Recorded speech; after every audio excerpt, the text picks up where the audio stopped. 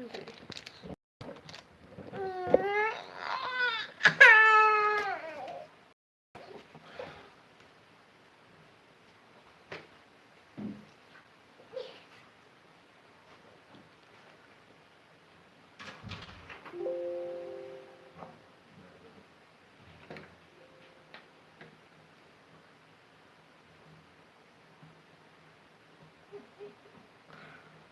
Oh well, I guess I don't need it. How's it going, guys? It has been an incredible week, and I'm gonna kill this as usual. Um, but it has been a very testing day. Mostly of my patients, the house is perpetually under construction, so for months now, and they're just like it's like this kind of like sawing that it's like all day like and so as soon as that's over, weed whacking starts because I'm thinking I'll have peace at 4:30 when the guys clear out, and then right next to the window, weed eater. And by this point, the mushrooms are so strong that for the first time ever, I'm seeing like the same entities that I encounter with ayahuasca. And this is where the story gets interesting. And if I'm scratching a lot, it's because of the fucking fleas, which I didn't mention. We foster animals a lot, and this kitten that we took care of somehow found its way back here after we found a home, we thought. And so when I lay down in the bed to try to get some peace, I'm instantly just covered in fleas. So so the last thing I was doing is switching mattresses before trying to pull my head back together and do this live stream, which is going to be chock full of amazing stories. Um, so, but I want to finish this, what happened with the journey with the mushrooms today. And by the way, at some point we're going to get just cut off because the battery on the phone doesn't tolerate this for very long, and I'm rehearsing for a show. It's my first public performance in 2 years, and I just didn't feel like taking everything apart. So whenever the battery is done, we're done. So in case I don't get another chance, hit the like button, share, subscribe, support us on Patreon. We are about to embark on a journey to Banos on the 1st, which is an active volcano. The name, which I'm not going to try to pronounce at the moment, it means throat of fire in Quechua, and I've never seen an active volcano, so I'm stoked about that. And then we are on to the jungle to meet with my Shuar contact and try to figure out what we can do to help them stop the Chinese from destroying their lands. And so, please do. We've been demonetized, and that doesn't help. It didn't help much. I'm glad not to give Google any money. Really fuck them, I guess. But yeah, man, it sucks. The fleas. I was pissed trying to get over the noise, and I'm trying to prepare for this live stream, and I have a rehearsal, and I realize I'm totally covered in fleas on top of it all, man. Okay, so the mushroom story real quick. And this is important because I was raised by a sexual abuse survivor, pretty severe abuse. Like, she was basically insane, like traumatized to the point of narcissistic personality disorder and all of this stuff that I didn't understand until I became an adult. But one of the consequences of that for me was that I don't like even any type of physical sensation, including sexual sensations. It's very complicated for me to have been raised by a woman she had no sense about it. She didn't know that she shouldn't say that men are pigs to a 4-year-old,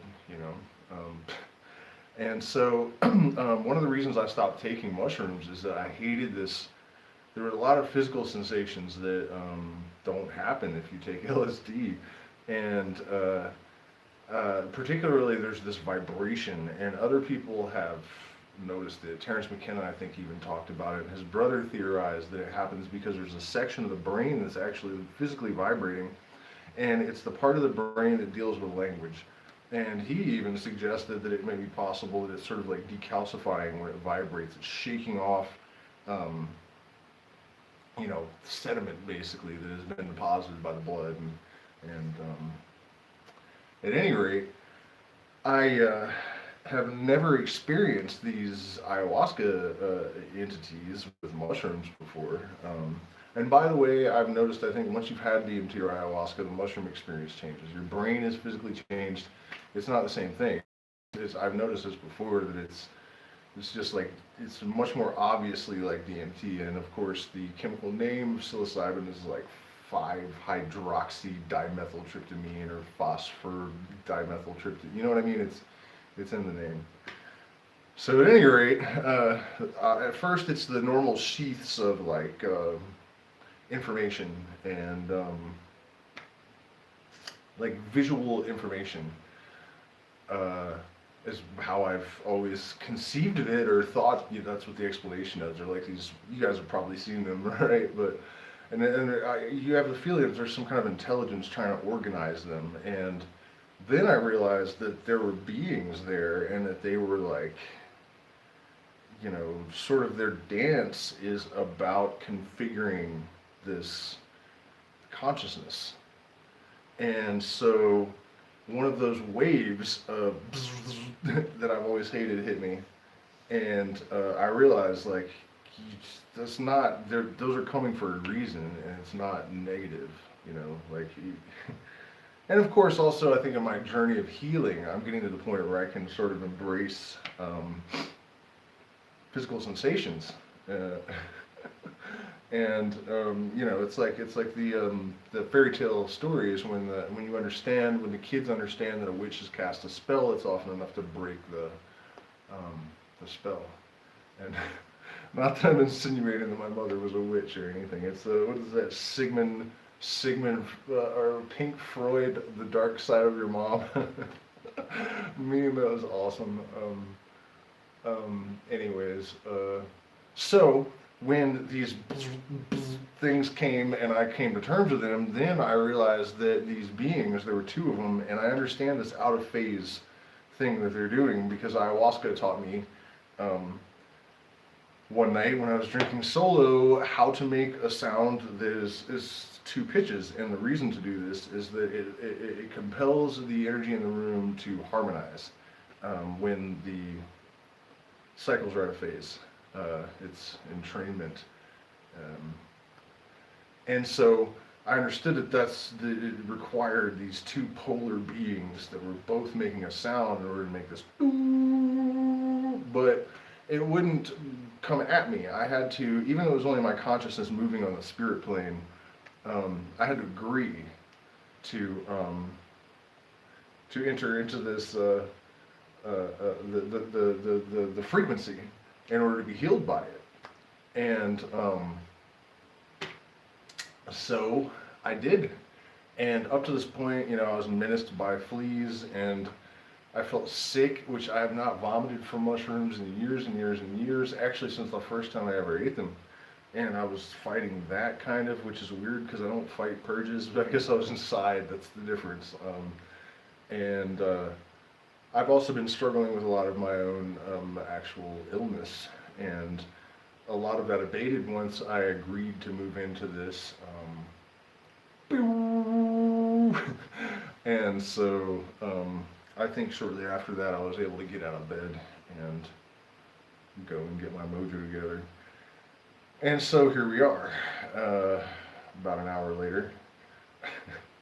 And so here are the stories that I want to tell you. First of all, in case we don't get that far, the conscious investing and all the stuff I'm always promoting so hard, I've had some serious revelations as of late. I'm sorry I can't see if you guys are commenting and my computer died. I'm considering going to get the power thing because I like interacting. I don't want to make you guys wait for me. I don't know if it's worth it. But anyways, the conscious investing thing, man, because wars, it doesn't matter. You think global warming is a hoax. Okay, I agree that it could be. I wouldn't put anything past these motherfuckers at this point, seriously. But it doesn't, it's irrelevant, because the impact of carbon tax is going to be felt by the people that are creating the propaganda to convince people that there is a climate hoax, basically. It's when you watch the right wing in the United States respond to the propaganda they're being hit with, it's so transparent and it's so insane that it works. because it's like, okay, come on, you guys, like, just key bono. This is the first question that any intelligent conspiracy theorist asks: who benefits? So, you know, the obvious people that would be creating this idea that there's a hoax in regard to climate, but the point is, it doesn't matter. If we're trying to change the balance of power, if we're trying to protect the rainforest, if we're trying to, um, whatever, get rich even, um, no wars are going to be fought over wind and solar. I mean, they might find a way. I mean, I know some country has already claimed to own the moon, maybe, or something, but you know what I'm saying? Like, to neutralize the power of the military-industrial complex, for example, in the United States.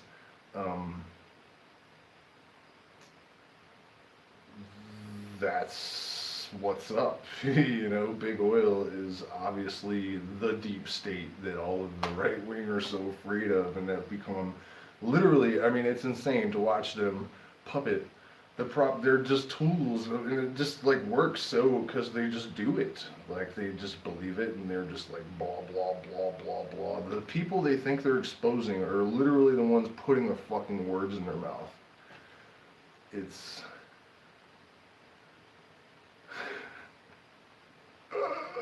and they're gonna kill us all. But while we're on the subject, I should say that I totally agree with them about Biden and Harris. I mean, those two are a couple of the most frightening scumbags on the entire planet. It's true, and this is the one bit of advice that I'll give before we move on to really, really beautiful stuff, is that you cannot assess a politician by what they say, their PR campaign, all this nonsense. You have to look at what they've actually done and what they actually do. And I noticed the Democrats that are Biden supporters, whatever, they're like, his climate, blah, blah, blah. And it's like, okay, I'm sure some of it superficially, but you didn't notice that he put a big oil guy in charge of climate? That's like the first thing he did. This dude is like a big oil lobbyist. So it either means that Biden doesn't, he thinks it's a hoax too, or he doesn't give a fuck. Either way, you guys put the wrong puppet in that chair, because that's fucked up. And then to put a guy from Monsanto in charge of agriculture, I mean, this guy did this shit immediately. Like, if you had any hope that you didn't make a mistake when you cast a vote for Biden, it should be gone. It should be gone.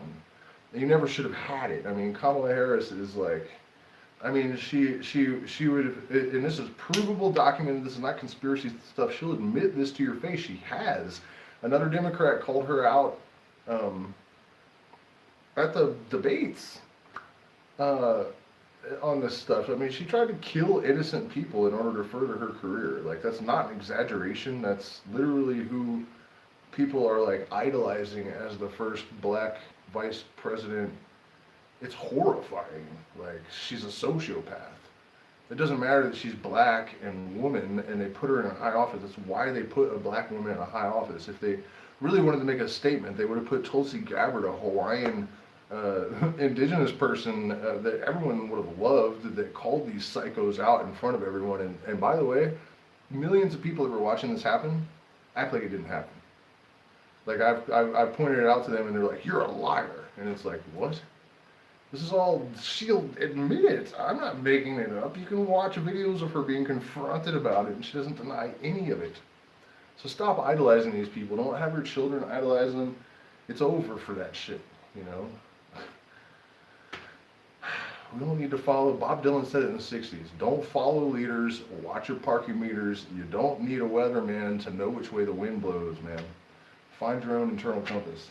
So, enough of that bullshit, and we can vote with our dollar. So I did the work, and I put some links to resources because I knew I would go off on tangents and maybe not get to everything. But there are quantum batteries. We need to look at whether or not the components are sourced by slave labor. You know what's bothering me? I'm not going to know. Oh yeah, there will be a red light. You know what I mean? Like, I wanted to tell you guys, I meant to put links, I will fix it, because I didn't find out about this, I think, in time. One of the articles I put the links to does have this information. There are platforms, there are companies that will do all this for you. You just tell them what your risk assessment shit is, like, you know what I mean? Like, how much are you willing to gamble? Because volatility is where the money is. It's just, you know, it's still high stakes gambling. But one of the things I was going to really try to push to you guys is that we are in a position where our investments on the green side, or, you know, quantum batteries, and what was another one that's, lab grown meat. It sounds terrible, but if you want to save the rainforest, cattle is really the thing. And so watch out, Beyond Meats is full of GMOs, and the turbines from those companies kill everything. So if you're feeling good about yourself because you're eating a sword burger, you're full of shit. They're slaughtering turtles, and I mean, the fucking ravens and carrion birds fly along behind the turbines for a reason. I think that's what they're called. I might even have the word wrong, but whatever. You know what I'm saying. The harvesting shits, they just destroy everything. So that's not really reasonable. And as much as I'm horrified by the idea of lab-grown meats, if people are going to insist upon eating meat, then this is an alternative that is not going to destroy the rainforests. And so the point is, though, when you're looking at investing in green businesses and stuff, we have to guarantee that a lot of this shit is about to be mandated by law. So the gambling element of conscious investing is actually limited pretty severely. Okay, so let's get some fun stories. Let me see how much battery I've got, though. I mean, it looks like we're good for a minute, so actually, you know what, man, that's such a great cliffhanger. I am going to go get the thing for the computer.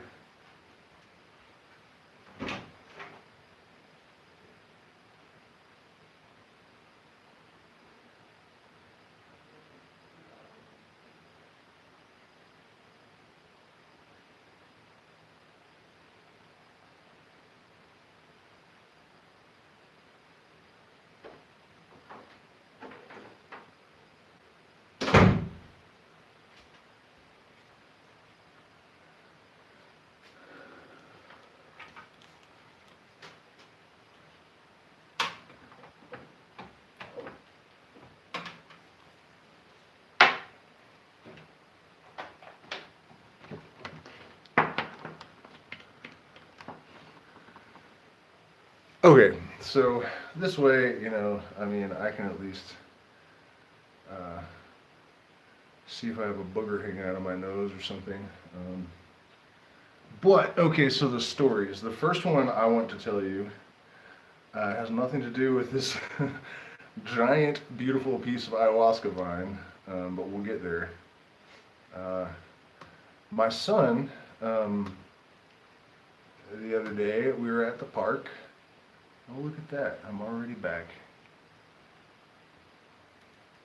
No, actually, I'm glad I turned it on, Carl. It's not that the meat industry is far less destructive. It's not. In fact, if we were going to farm animals in order to sustain the meat demand, we would have to put an animal on every square inch of the planet. It is not less destructive. It's just too much evil the way that it is. And the soy industry is no.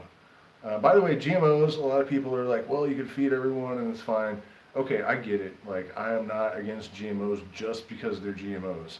But they're literally like producing corn that has a chemical that will explode the intestines of the bugs that eat it. If you want to eat that and feed it to your children, I mean, I don't care that you're not a bug and your stomach's not going to explode, but if you don't think that eating that over like a decade is not going to fuck you up, more power to you. I guess a depopulation agenda, this blows my mind that people don't believe in this, because this has always been a concern of empire.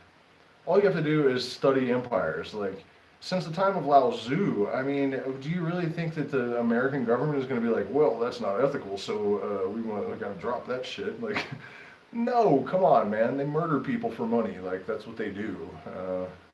Don't kid yourself about it. That's what it is. They do population management and consciousness that is guiding the development of the planet, and, you know, that created the universe, basically. the stupid will die, basically, is the formula of the New World Order. That's part of it. And it's not as evil and unethical.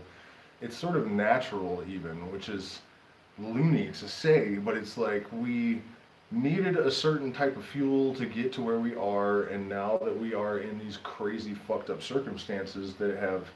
It's like if you have destabilized the natural homeostasis, now you have to apply unnatural methods to restore that homeostasis. And I think that the fact that if you are, of a certain intelligence level, you're going to know better than to eat GMOs. You're going to know to stay the fuck out of big populated areas during pandemics and times of cultural instability. And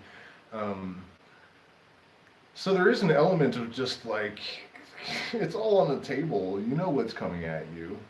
If you can't figure out how to navigate it, then you're part of the thing they're trying to kill, basically. Do I think the consciousness of the universe is a right-winger? Fuck no, of course I don't. What kind of question is that? Okay, so back to the story about the baby, because this is getting morbid again. My son, Nagual, which is a shaman, the word is Inca, and it's a type of shaman that can shapeshift into a jaguar or a wolf. So the fact that the first thing he ever kissed was a plant, in and of itself, is amazing to me. But I took him to the park the other day, and so he walks over to this row of plants, and he's like looking through them, and he picks one and tears off the leaves and brings them to me and puts them in my hand. And he's all proud of himself. He's all, "Da!" And I was like, "Thanks, buddy." And he walked back to the plant and saw the torn leaves, and he looked confused and kind of terror-stricken for a second. And he walked back over and took the leaves and tried to put them back on the plant. And when they just fell to the ground, he looked at them, but he didn't really show any disappointment. He just looked back up at the plant, smiled real big, and kissed it. And I was like, what the fuck just happened? Because it implies that he knows that it's alive, which is the first point that I'm going to make about the universal mind and all the crazy shit that happened this week.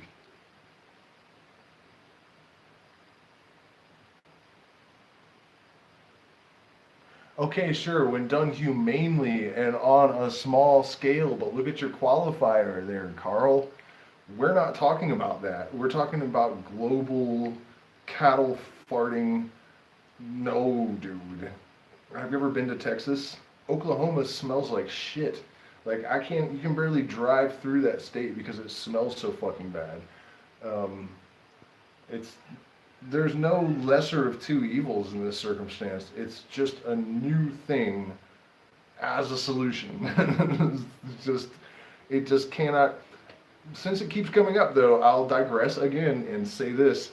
I saw a video of a big cattle woman, right? And speaks to how they use the propaganda. She's like, people don't want lab-grown meat. They want to think of families out on the farm. And she's like fake crying and shit. And like, I'm a Christian. And no, you're not, lady. You're just manipulating these idiots that are voting. That's not what's happening. You have rows and rows and rows and rows of animals with holes in their stomachs, with plugs in them. You're full of shit, and you know it. That image that you're selling them and asking them to protect, it's not even real.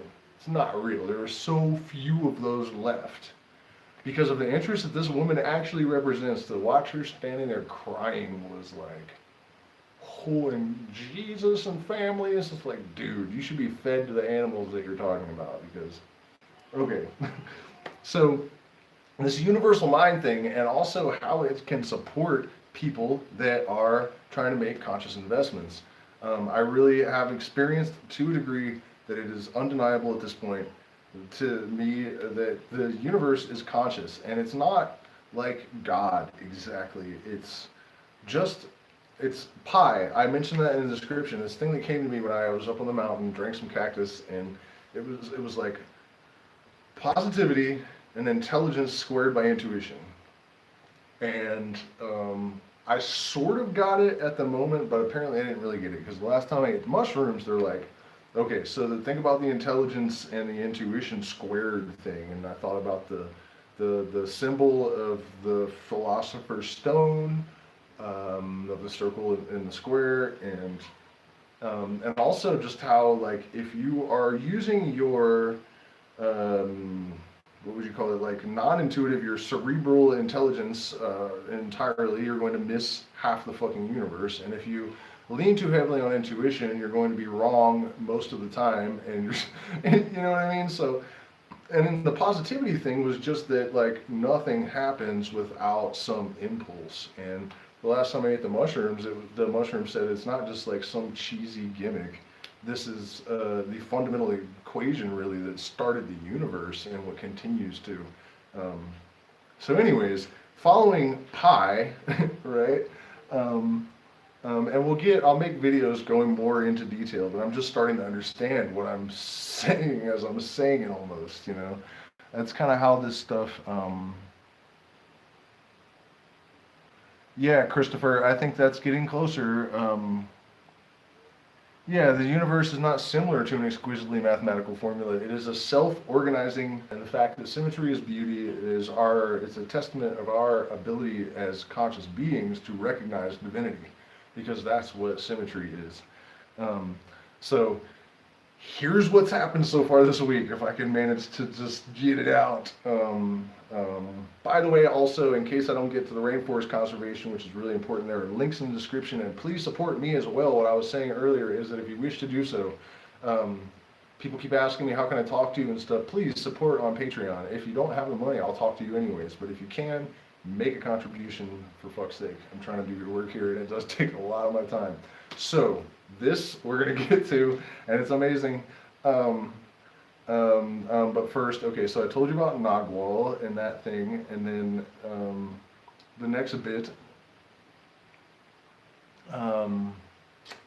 Okay, so I'm walking home the other day, and I was walking down the hill at my neighbor's house, and I was thinking about a friend that I needed to explain to him, that to remember that we all contain our contradictions. So for all of our brilliance, we're also fucking morons. And the balance of light and darkness and all of this stuff. So I get to the bottom of the hill, and there's this young Asian girl that I met in a ceremony, and my friend Don, and so uh, uh, they turn to me and say, oh, and the girl, I have to tell you guys this, it was hilarious. She was having a really hard time at an ayahuasca ceremony, and so I knew her, and she looked at me and she's like, I don't know if you're really there, and it was the last thing I should have said, but I was irritated with the shaman because he was kind of suggesting that I should be taking care of everyone, even though I paid to be there, you know? I mean, he's just like, you're the other guy that can do this. Things were getting out of control, and I was kind of giving him like this, not my problem, which, you know, I used to come and pay and just take care of everyone. But that night I was like, I'm not doing it, and I actually realized later that I was intentionally making things worse, which I really had to sit with and think about. But that's what I said to her, and when I said, however it went down, man, she totally believed me. Like the look on her face, I'll never forget it for the rest of my life. When she said, I'm not really sure if you're there, and I said, it's because I'm not. She 100% bought it. So I had a chance to redeem myself with her, I guess, and she said, tell me something.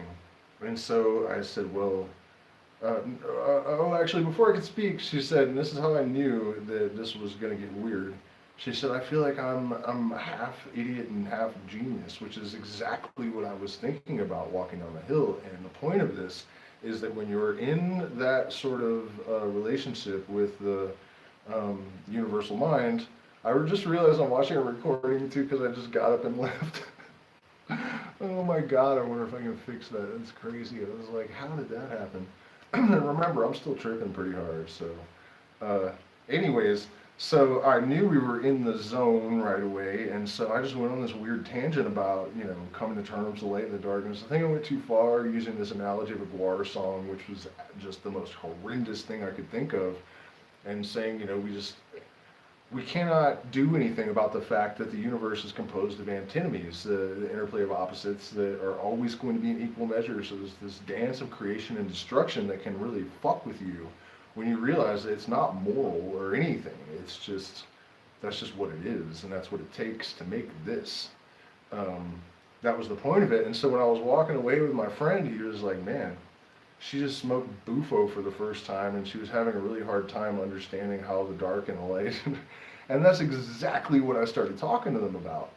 And I'm not trying to brag here. I'm just saying that these kind of experiences and the way that we live and how we interact, like what is the real point of that story? That the depth of my interaction with these people was to the core of their being. It wasn't like superficial, like, oh, how was your day? You know, that kind of bullshit that people, uh, you know what I mean? When you have really opened up to the net of things, you're able to just go to the core and connect with fucking everything.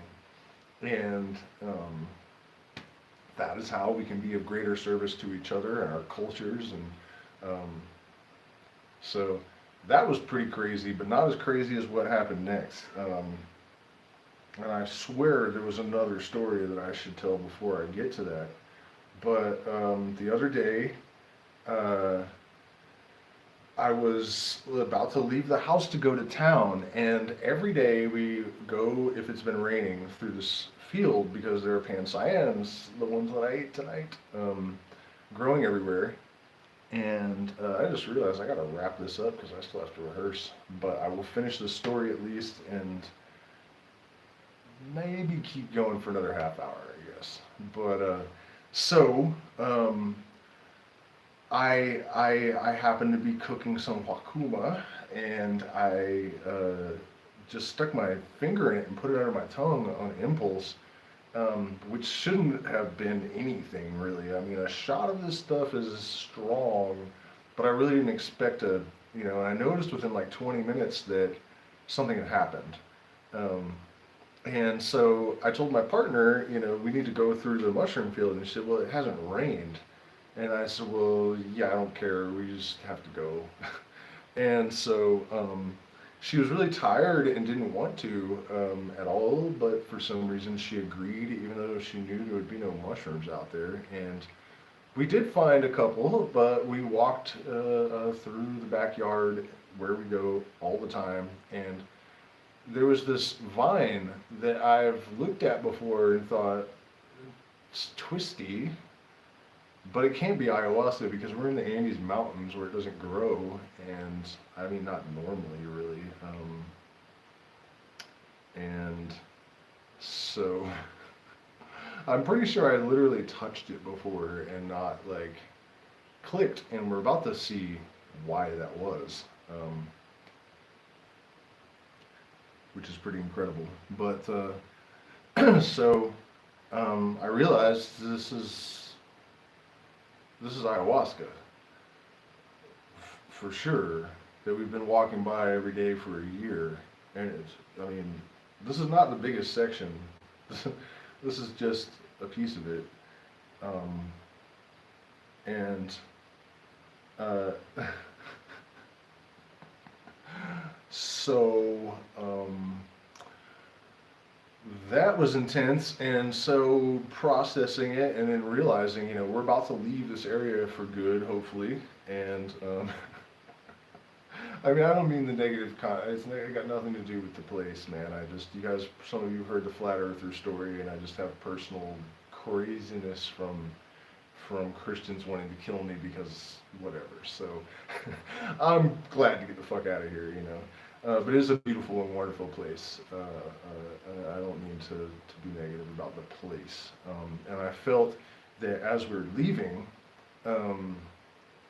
we were being presented with this incredibly large, and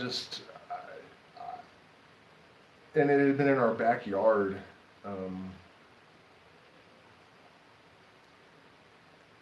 For 75 years or something. I don't really know, but so it gets weirder though.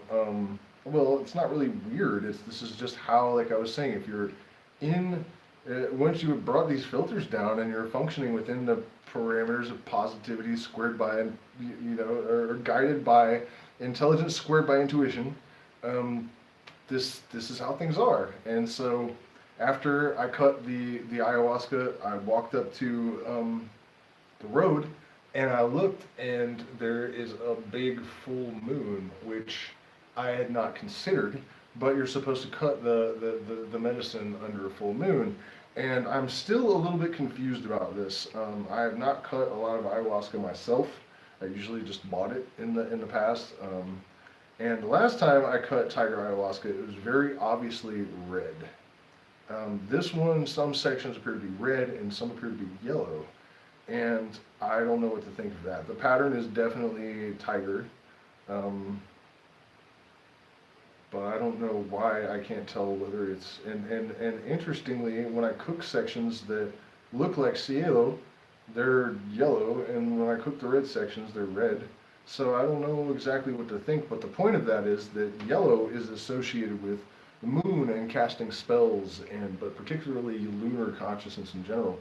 And so you're particularly supposed to cut it on a full moon, and I'm pretty sure that this is yellow tiger ayahuasca, or it's some mountain variant. And to make it even more special, like as I'm leaving this valley that introduced me to ayahuasca, it gives me with this medicine to take with me, and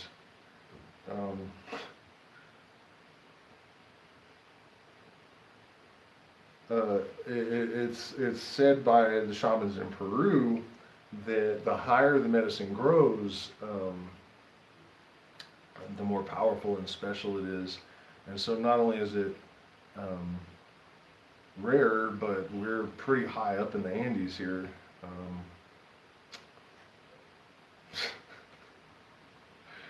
So, yeah, but just,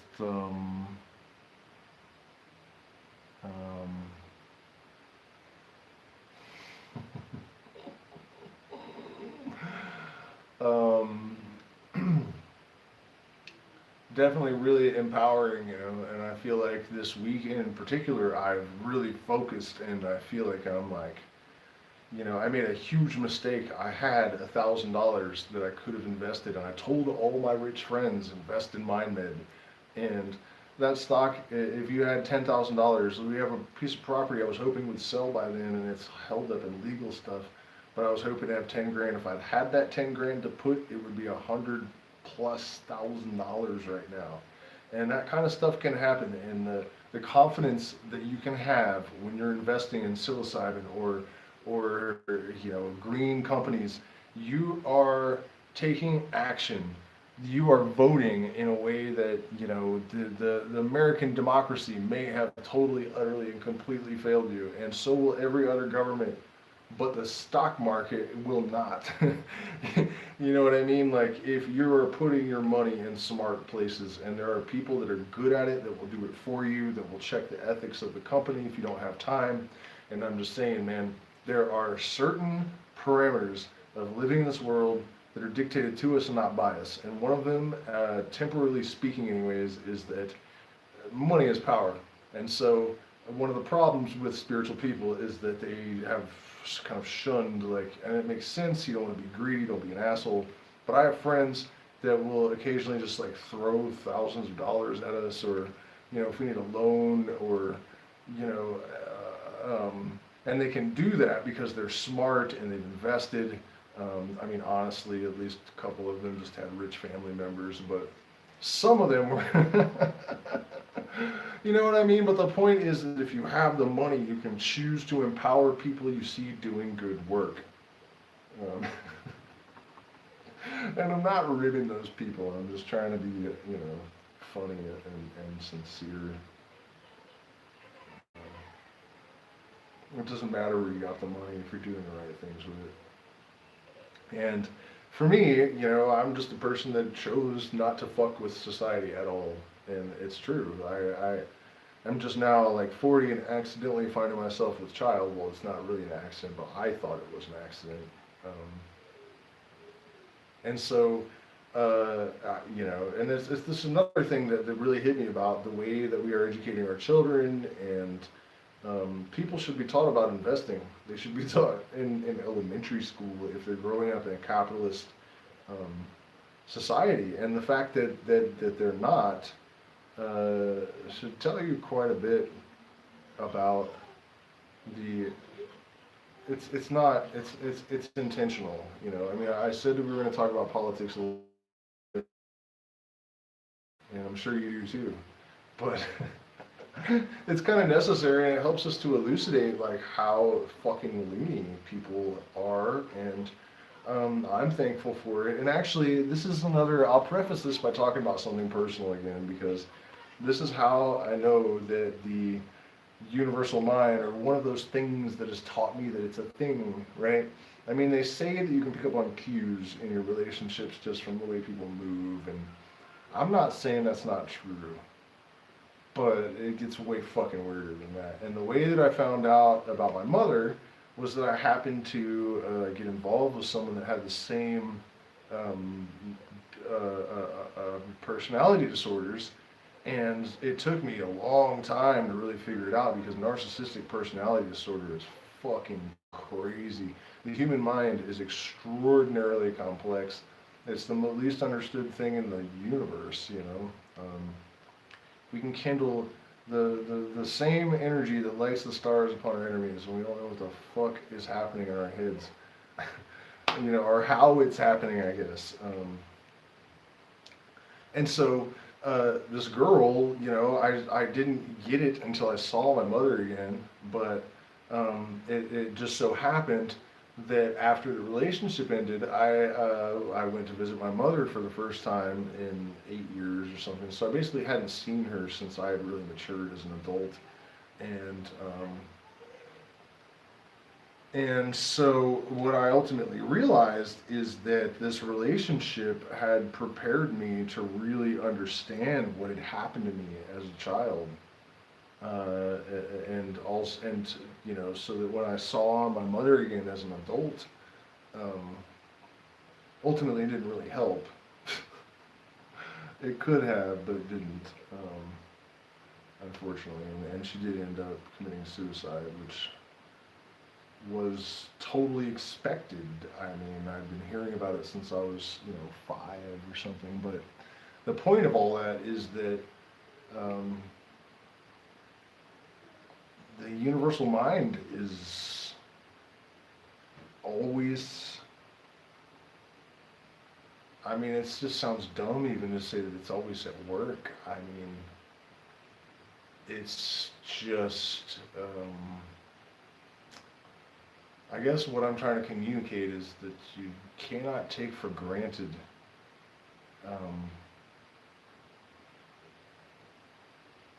that it's always teaching you more than you would superficially glean if you have eyes to see it, I guess.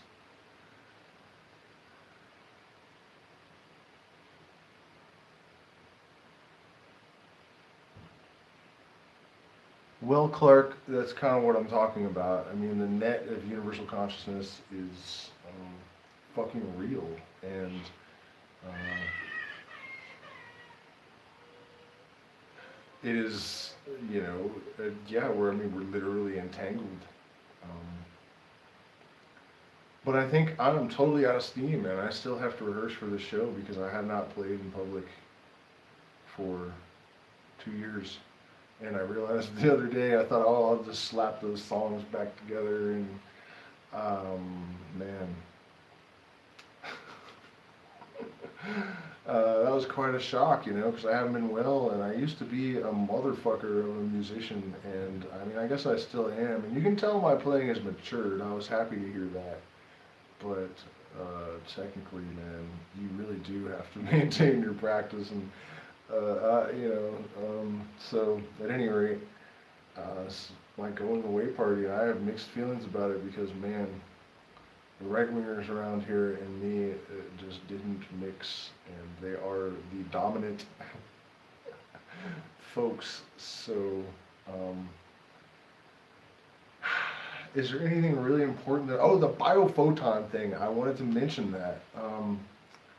uh, microtubules and a whole bunch of neuroscientific stuff that I don't have it in me to really try to finesse all that shit out at the moment. But there is a link in the description, and it's important because I mean it's important to me, but and it's not like it's my idea or something, but it is something I've been talking about for a long time, and it is nice to see that it's gaining some ground and that it didn't turn out to be some kind of new agey bullshit, which is kind of what I was thinking would happen to it. But apparently the bio-photons are turning out to be a very significant potential angle for research in the field of neuroscience, and something I am very much interested in. And so there's a link in the description along with a whole bunch of stuff that will help you if you are trying to figure out where to put your money as a conscious person. I realized I was going to start the whole thing by talking about what a conscious person is, and I never even mentioned it. Well, I kind of did in a roundabout way, but what I was going to say is that it's such a pretentious and arrogant title. It's a bad appellation, man. It's condescending as hell, but trust me, the fucking zombies will not notice. I mean, some of them will, but we truly are. If you are conscious, you are an anomaly in a sea of automatons. They have some kind of awareness, but it's much more limited than you would think. And I'm not taking away anything from their humanity. I mean, when they smile, they mean it. They love their kids. But as far as like free thinking, the majority of people are really, I mean, yeah, especially in the United States, man, the conscious moniker or whatever the fuck it is totally, what else are you gonna say? And my input about it though is that I think that it generally means like liberal, friendly, upper middle class, recycling, skiing in Colorado, like that's not all there is to it, and that's cool, you know. But I find that most of those people, even, you know, they're like gradients of this journey, and it's good that a lot of people are waking up, and I'm not putting it down, but there's a lot beyond that, and I think that the kind of experience that I was describing that led to the discovery of the sacred medicine that I'm holding, and the interactions with my friends and the neighbors' driveway, experiences of synchronicity, that is, I guess what I'm saying is I've been trying to think of like a different name for what I'm talking about, because it's not liberal yuppies that recycle when I say conscious person. And I'm not trying to be mean, I'm really not. I mean, I have always had sort of a aversion to that crowd, you know, but I love them too. It's fine. It's just a little bland generally for but you guys know what I'm saying. Like, I almost want to think of something else, because I don't like the condescension, the smugness, you know. I mean, South Park even made an episode about San Francisco, like, polluting the air with their smog from their fucking electric cars and shit, you know. So I'm trying to, like, what in the hell is it beyond that? Like, you know, okay, like, we know better than to, you know, we're eating organic and avoiding GMOs, and that's good, but now you're a telepathic part of a net of intergalactic, timeless consciousness, you know what I mean? Like, that's a different ball game, and maybe we should have a different name for the people that are, you know, part of that network or whatever. So maybe you can help me out with that in the comments. So again, thank you guys so much for spending this time with me. I've got to eat something and rehearse. I can't believe how late it is. And The next time you see me, I should be on the side of an active volcano. Uh, uh, and my normal schedule of releasing actual videos about stuff is going to return. First, processing ayahuasca at home, which with respect, and man, I feel for people that, you know, don't have access to shamans, and because I don't know what to do about that. I mean, people shouldn't, I see people saying like everyone should do it for free, and it's like, okay, well then universal basic income or something, because do you have any idea how hard it was to, I mean, I have walked out of the jungle carrying like, it's hard work, it takes all day, I mean, and then cooking it takes forever, and I mean, you guys, people in the United States have to order it and pay for it, and um, so it creates an economic barrier that I'm not thrilled about. And people are always asking me, like, what do you do if you can't get a shaman? Well, I, it's like, to those people, should they not have access to this medicine that is shown to have some of the, you know, I mean, the power, the impact on like learning, for example. If you're my age and your cognitive capacities are in danger of diminishing, ayahuasca will protect you from that, and not only protect you, but the brain will start to build itself at a rate that psychiatrists said it is unparalleled in the history of medicine, that, or in the history of psychiatry, that a single dose of a medicine could produce such dramatic and lasting effects. And so should we deny people that are in need of this healing because they don't have the money to, and honestly, most of these shaman are, you know, the guy was a fucking accountant last year, and he drank ayahuasca 12 times, and now he thinks he's a, you know what I mean? So I don't know what to tell these people, because all you really need, I think, is to know that you are of sound mind, and don't drink like a giant cup of it.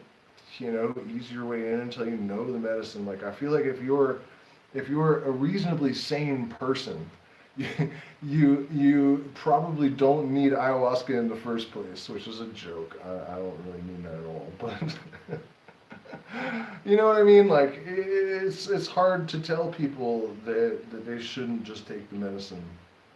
So I guess I'm gonna go ahead and put this video out, which will feature, by the way, a video of this vine in my hand before I cut it.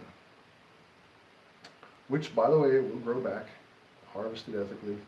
I mean, it'll take a long time before it's putting that tree in danger. It's crazy. They're like octopus.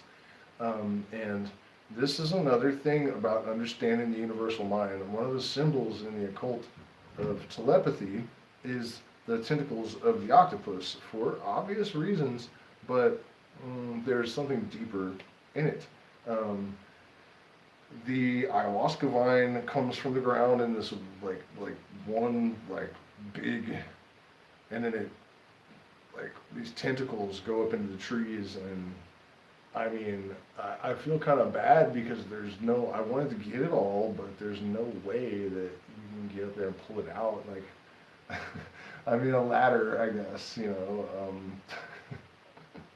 yeah, a ladder, I guess, but, you know, it's right above it grows by water, so there's a ravine right underneath of the tree. I mean, it's not really, but the point is that ayahuasca causes this contact with the universal mind, and the tentacle, the way that it grows, it's not just like this one snaking thing like people think. It's like a main trunk, and then all these little, I mean, at least the vines that I've seen, I've seen pictures that are mostly just like one giant trunk for sure. But anyways, you guys get the idea that this archetypal manifestation of consciousness, of the tentacle and telepathy, it's not just like a symbol. It's an indication of an understanding of something fundamentally deeper than that. Ask an octopus. I mean, that's the weirdest fucking thing. Other than ayahuasca, I would actually say that, in my opinion, octopus and ayahuasca are the two strangest things on earth. Maybe the Grateful Dead. I would put up there with, and of course, it's connected to tentacles. And in fact, it blew my mind the last show. They were showing Garcia between, when they did their reunion shows, they were showing Garcia scuba diving. And I was just thinking he's like a Leviathan. And they said he was most comfortable in the water. He's like 300 pounds and diabetic and just hella uncomfortable. But they put him in the water and he's like, ah. And but then they were like, the image would disappear into these tentacles that then became like devil horns, which is a whole nother layer of meaning. And I'm not trying to feed the Grateful Dead conspiracy theories because they're true, but they're also false. And I've been meaning to make a video about that, and I keep saying I'm going to sign out and I don't. So thank you guys so much. Again, I'll see you from Banos, man. It's going to be crazy. I'm going to try to find somewhere where I have internet and where we can hear the volcano in the background, like hopefully it won't, and it does hella kill people. It wasn't this one, but one of the nearby volcanoes. A friend of mine went recently, and he sent pictures of himself, like, right around all these cairns. Like, there's like dead hikers, rock piles, you know, everywhere with crosses in them, and there were a lot of them. So, I mean, if you happen to be hiking close to the crater when this thing burps, you're fucked, I guess. And I'll probably go up, I don't know, I have a kid, you know, I don't know how close I want to get her, how burpy they are. Like, I don't know if this is Third Eye Awakened, it's quantum. Yes, of course it's quantum. How, you know, I've been talking about this forever. I had the San Pedro vision where it showed me how, I call them photons. I'm pretty sure that, yeah, they were photons. And this is not just me. I've talked to other shaman, and yes, I did just say other shaman, by the way. I hesitate to use that word, but in all honesty, I feel like a shaman is a person who has learned to receive signals from the universal mind. And there are a lot of people who are cocky that think that this is happening to agree that it isn't. There are people that this has happened to, that it's still possible to also have an ego. I see that most of the time. Like, in fact, the ayahuasquero that I worked with the most, eventually I started to realize that his ego was kind of a problem, even though he's like really, really good and, you know, he means well and stuff, but his ego could occasionally cause problems. I mean, not severe ones, but surprising, you know, that, that's why it's good to have syncretic traditions, by the way, because, and also to work with different plants, because different psychedelics deal with different aspects, and different practices will help to confront things that might get ignored if you're just drinking ayahuasca all the time. But that's basically my definition. People are always asking, like, what is a shaman? A shaman is someone who has learned to receive input from the universal mind. And, you know, again, I'm not trying to boast, but anyone that knows me will tell you that the things that happen around, you know what I mean? Like, you have no question about it. There's just, it just becomes obvious that in the way that you function and live and the kind of things that happen around you, that you have tuned into this universal mind. And it's very, very difficult for me at first, and for, I would imagine, anyone to process that experience, because the surreal nature of it all and the capacity for it to inflate ego is it's pretty wild. You know, like, I can't even remember how we got off on that. You got skills. Humble about it? Well, that's the thing. I was not at first, and I thought that I was, but man, people can lie to themselves, And I also had a lot of self-doubt and a lot of insecurity, and I would, I walked up. There was a kid in my band that was very down to earth, pragmatic. Amazing soul, and to this day I regret that I damaged our relationship and that we're not working together. We had a connection in the band. I mean, it was terrible what I did to us, and it was all ego, really. Like there became a point where they didn't matter at all because I just thought, well, I can just manifest whatever the fuck I want. So they like criticized me one day and I just fired them, because I was like, I can just the universe will just give me what I need, and I know it. So fuck you if you're gonna call me out, So I guess what I'm saying is that believe you me, I learned the hard way, and it was really confusing and difficult to realize that I had the capacity to pretty much just think whatever I needed into existence almost. I mean, there are limitations, and obviously it's not exactly like that, but to a certain extent. And the universe is eager to accommodate you if your overall gestalt is about positivity and facilitating experience and creation.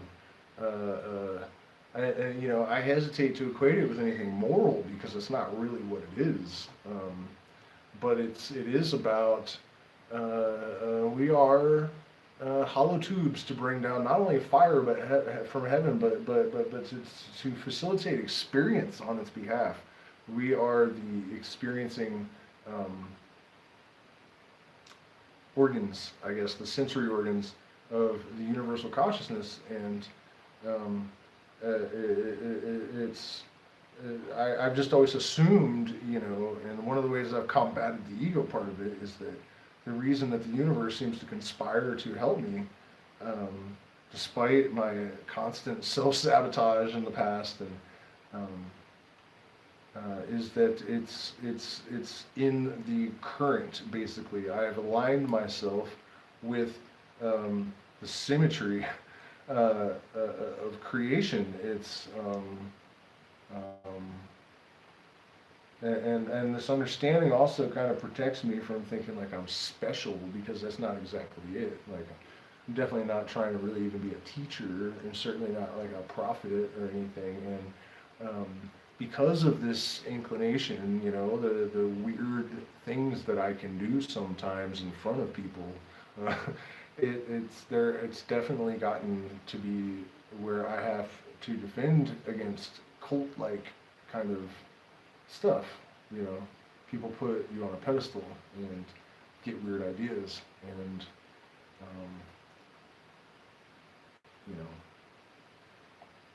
that scares the hell out of me sometimes. Anyone that's ever been close to me can tell you it's not easy.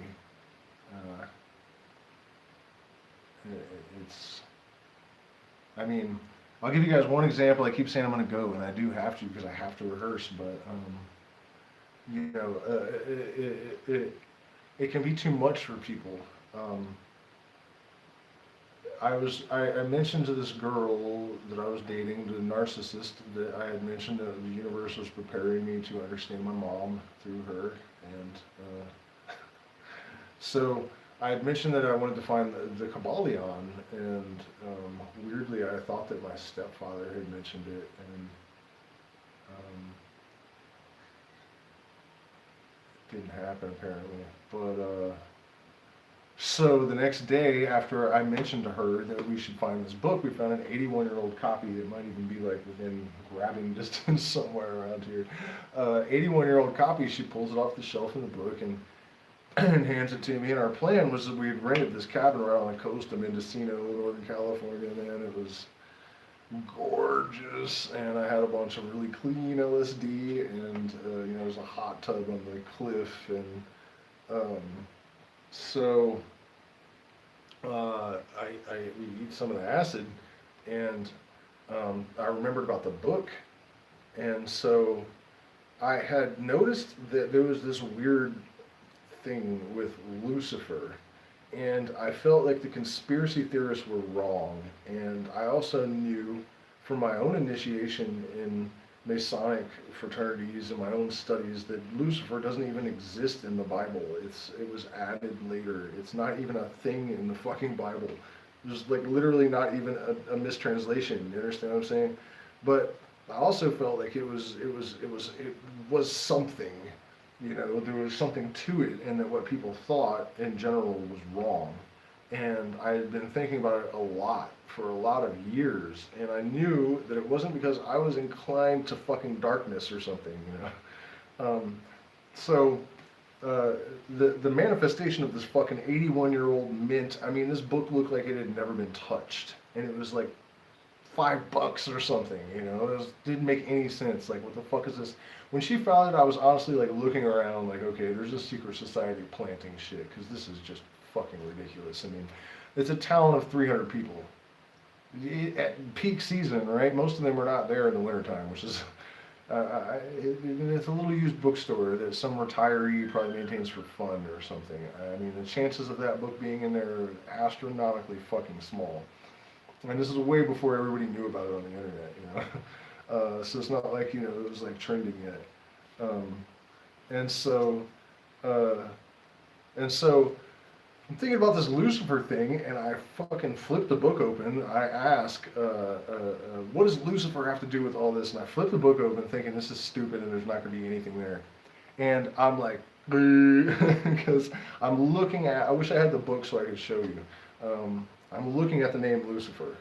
Like, the words come out of my mouth, flip the book open, I'm looking at it physically, and I'm like, that can't be right. And it says, Lucifer has some a reality to it as anybody close knows. And I was like, well, that doesn't help, because that's already what I was thinking, you know. And I mean, it really, now I do understand what it is. It's like this archetypal, I'm not going to get into it now, it's a subject for another video, but the girl, though, because she is on acid too, and she hears me say this, and then I flip the book around and show her, and she just runs to the bathroom and starts vomiting. And that didn't end for a while, you know. What am I going to do? I mean, you know, I totally understand why man, I got 2 thumbs down? Jeez. That's crazy. Oh, the political stuff. The political stuff. See, man, people are so fucking brainwashed. God, man, how can I possibly say things about politicians? This is what earlier, you know, you cannot assess a politician by their PR campaign or what comes out of their mouth. You have to look at what they've done. If you look at Kamala Harris and Joe Biden, it's horrific. And the things that he's done since he's gotten into office are terrifying in terms of who he's been appointing and stuff. So why would you thumbs down a guy that's saying stuff that is just obviously...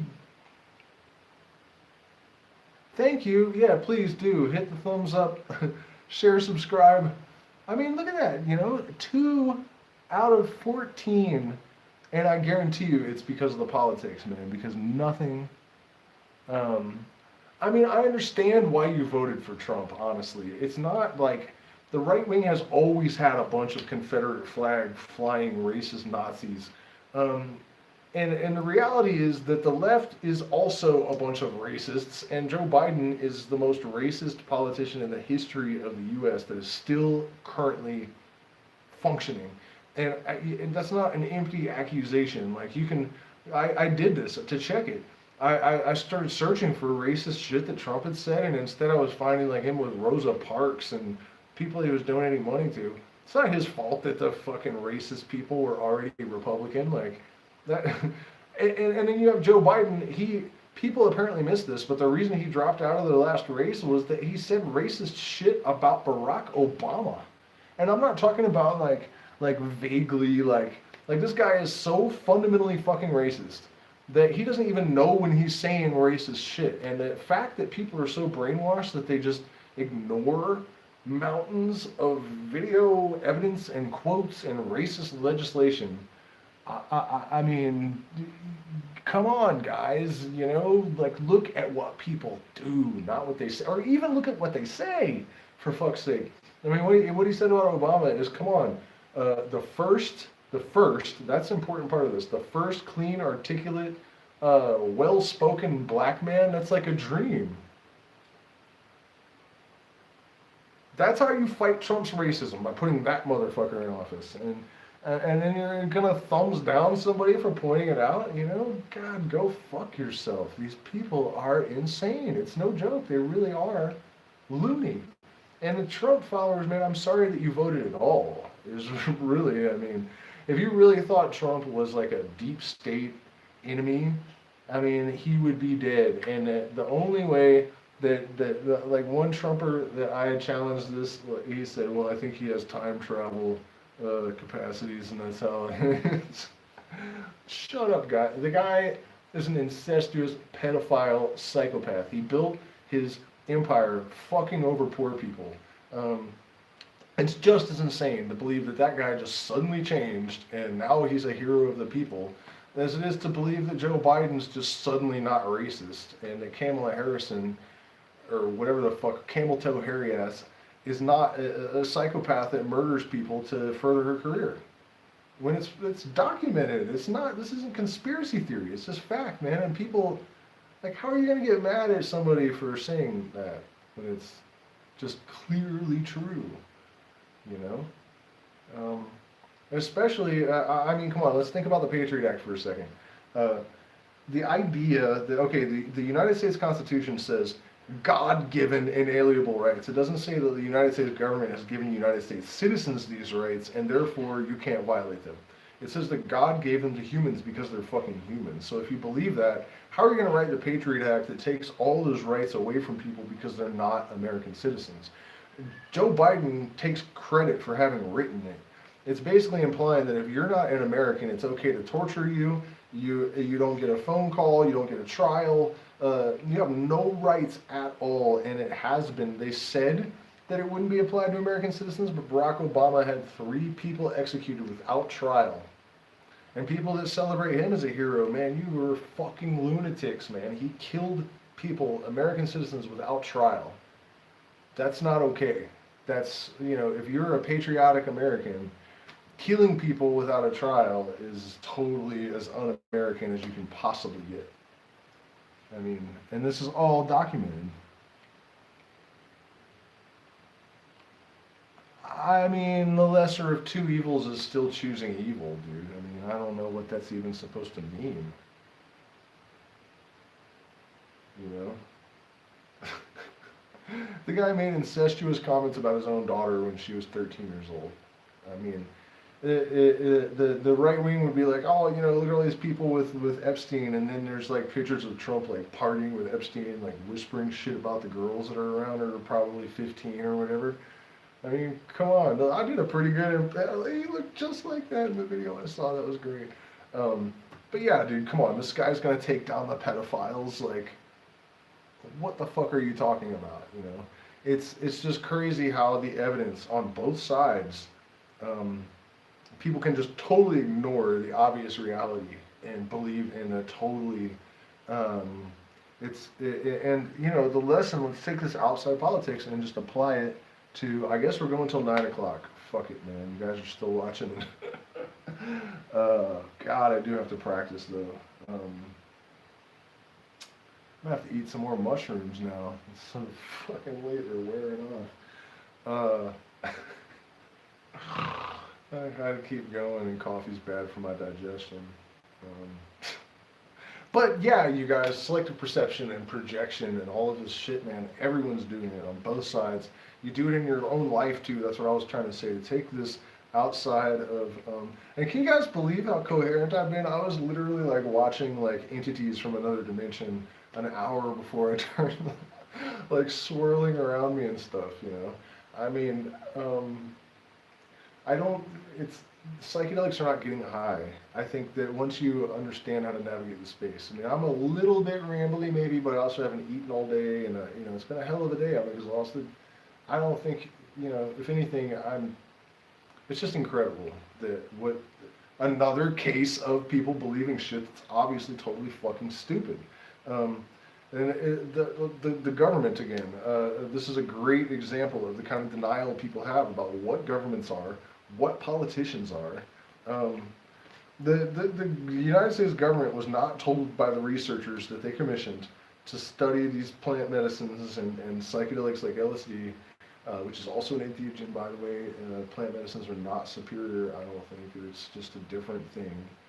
Just because man did something doesn't mean it's wrong, you know what I mean? I think LSD is actually a beautiful testament to the fact that man can conspire with nature to create something good. And the fact that the LSD molecule is actually semi-synthetic, meaning that it is already partially composed by nature and the chemical skeleton is filled in by the chemist, is a beautiful elucidation of the idea that it is a collaboration that is positive. Um,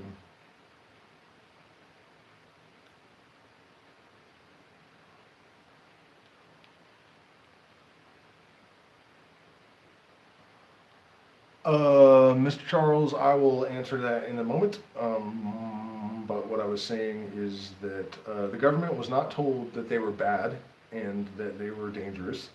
The government at the time was actually responsible for the only known acid casualty. They gave a bunch of LSD to this was actually later. Um, but the only person that had killed themselves because of LSD, the CIA gave him a bunch of acid and he jumped out the window because he didn't know that he was on LSD, and Nixon had to apologize to his family on television. But what the researchers actually told the United States government, and this is very important, you guys, if you laugh at every conspiracy theory you hear, I hope that this will change your mind, because what the researchers actually told the government is what they're telling them now and what they're telling all of us. These medicines can cure addiction in a single dose. These medicines can cure depression in a single dose. These medicines can cure every neurological. That's what Humphrey Osmond said in 1970, that these medicines can cure every neurological aberration known to medical science, often with a single dose. The pharmaceutical industry said, get some ninjas some guns and send them down there and shut these motherfuckers down and do it now. That's what the fuck happened. And also, because the CIA had done all of this research with MK Ultra, they knew that people could decondition themselves. And so they actually made a law on the books, probably still in the United States. If you get busted with a certain amount of LSD, they charge you with treason, attempting to undermine the government. It is the only drug that carries with it a treason charge if you're caught with enough of it. Why? Because they're acknowledging the fact that people that take LSD are undoing the conditioning that the United States government has spent billions of dollars on, and they are becoming capable of thinking for themselves. And the government's first gesture of acknowledgement was that legislation. Like that's, to me, that's proof that they know, and that's why they did it. So the war on drugs is a war on consciousness. It's not just a war on black people. It's not a war on anything but freedom, and especially consciousness. Because illuminated people do not need to be governed. We know, who am I reflection, who am I to judge or strike you down, right? Like, we're going to experience everything from every possible perspective. So how are you going to cause suffering? Eventually you're going to be in those shoes experiencing the suffering you're causing. And your gain, your temporary gain is at the expense of another, is not really your gain. So, I mean, I'm not going to steal from you. I'm not going to hurt you unless if you fuck with me, I'll kill you. I mean, you know what I mean? If like you're actually like meaning harm to my family, I'll kill you in a heartbeat. Like I won't hesitate for a second, but if I don't have to, you know what I mean, I'll try to help you first. And that's absolute, you know, and I know that people that have experienced the universal consciousness are, um, this is why indigenous cultures did not have prisons. And our lack of contact with these plants and these realms is why we need prisons now.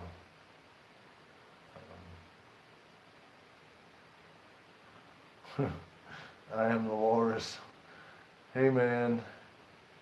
Um, oh yeah. Sorry, Mr. Charles. Okay, and this is the last fucking question because it is almost 9 o'clock, and I really, dude, I really wanted to spend some time tripping and playing. So I guess I might have to eat them again tomorrow. But man, I ate so much. You guys, pancyans, even wild ones. Holy shit balls, dude! They were so strong. They were so strong. I, it was like ayahuasca. I couldn't fucking believe it. Okay, so George, the answer to that, man, I'm gonna have to drink coffee or something. That pisses me. I don't have any. I drank it all this morning. Okay, so the question about the entities, though. Um, I feel like once you've had DMT or ayahuasca, and I did talk about this earlier a little bit, your God, that pattern. Can you guys see that? Is that fucking crazy? Man, and just the fact that, I mean, the realization here, I'll do a better job, I don't know, the ladies. God, the realization that I had been just like led, I was not, there was no reason to go that way, man. We can call a taxi like right over there. Like, we walked through a river, out through these fields, like, it was just crazy. Like, I just knew, like, I gotta go to this spot and I need to do it now. And it was because the moon was in the proper place to harvest the medicine, right? Like, what the hell? And you'd think I would just be used to that kind of stuff if you guys follow the channel and you've heard the stories, you know, but no, man. And the thing is, you don't want to get used to it, you know, it's not, like, it sort of is like matter of fact in a way, I guess, but I think you have to get on with the fascination to see the real relation, the underlying theme, you know, that old Rush song. Okay, so George, not George, damn it, Mr. Charles. Um, the thing about the entities, after DMT and ayahuasca, mushrooms are no longer mushrooms. I remember eating mushrooms and they were distinctly like, and maybe it's because I'm not eating cubensis. Maybe I should try that and see, but I have a feeling. Please do have the ayahuasca ceremony. Just make sure that it's with the right people. But I think that after ayahuasca, mushrooms change. I have never, ever seen that before. And like I said, the pancyans here are apparently really fucking strong because it was like borderline too much a fucking ayahuasca facilitator, you know, like I was just like, holy shit balls. But part of the reason for that, of course, is that there was all this unanticipated chaos. I didn't expect that, you know, once the workers left, that Enrica's father was going to fire the fucking weed eater up right outside of the windows. You know, I mean, he was there for like an hour. And I didn't know the bed was infested with fleas, you know, so I'm like, no, trying not to vomit and figure out like how to stand up or whether I should get out of the fleas, and all I wanted was rest, you know. I mean, it was crazy for just a 1.8 grams. And, you know, like I said before, I noticed these like the sheaths of like what appear to be like, I guess, visible information. It's like consciousness configuring itself or something. And then I recognize that from ayahuasca, it kind of goes faster and faster, and then eventually it kind of, if you smoke DMT, it kind of happens to you, I think. And then eventually, it's like the beings use this web of like conscious mess to materialize. That's how they take form.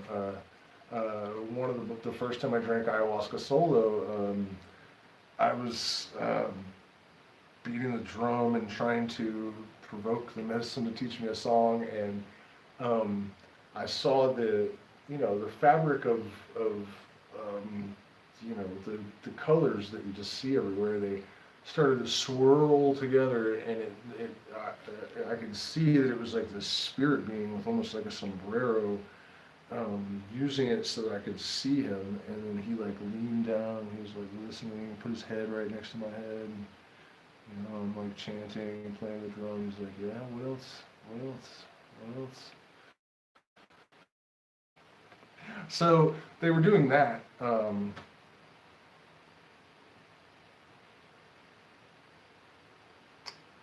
And the materializing out of the webs kind of thing, and so the question about whether the contact with the entities is something new, like yes, with mushrooms, but when I take mushrooms now, it's just ayahuasca. It's not mushrooms anymore, except that it's a lot easier to not vomit all of the time and poop a whole lot. So that's it, man. I'm starving. I have to practice at least a little bit for this the story about this vine. Really good stuff. Thank you so much for spending this time with me. I'm literally going to like throw the phone out the window so I can't go on another rant. Next time I see you,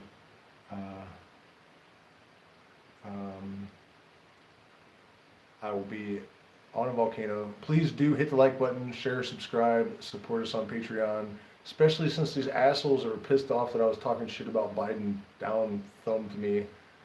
God, man, fucking idiots. Sorry, I shouldn't be so. And I actually don't feel obligated to be all love and light all the time. I find that shit just, first of all, that's not enlightenment. Actually, I'll leave you this one last, because this is a fucking nugget. Enlightenment is not just about becoming like nice and perfect and at peace all the time. That's not true. If you sit there and focus your mind on something and breathe for decades, that's what you're going to experience eventually, sure.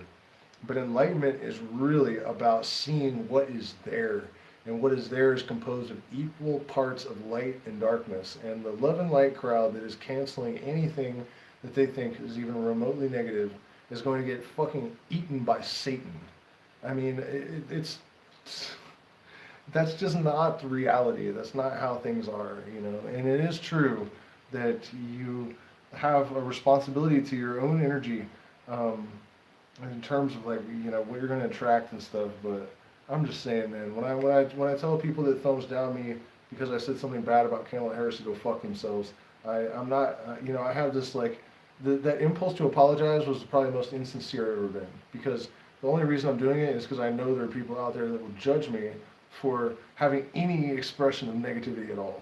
And while I'm being open and honest, fuck you. Like, that's and of course I mean it with love, it's not like real hostility, but it's, goddamn, man, cancel culture is not healthy, and it's not all love and light, and it's not even fun. It doesn't make any sense. I mean, you get nothing. If you're just all in light, that's what the universe came from refracting the nothingness with shadow. And if you want to be in eternal light and nothingness, then that's cool, but I think you're going to get bored, and that's how we all ended up here. So, because, in salvation, infinity goes up on trial. Was a Bob Dylan song.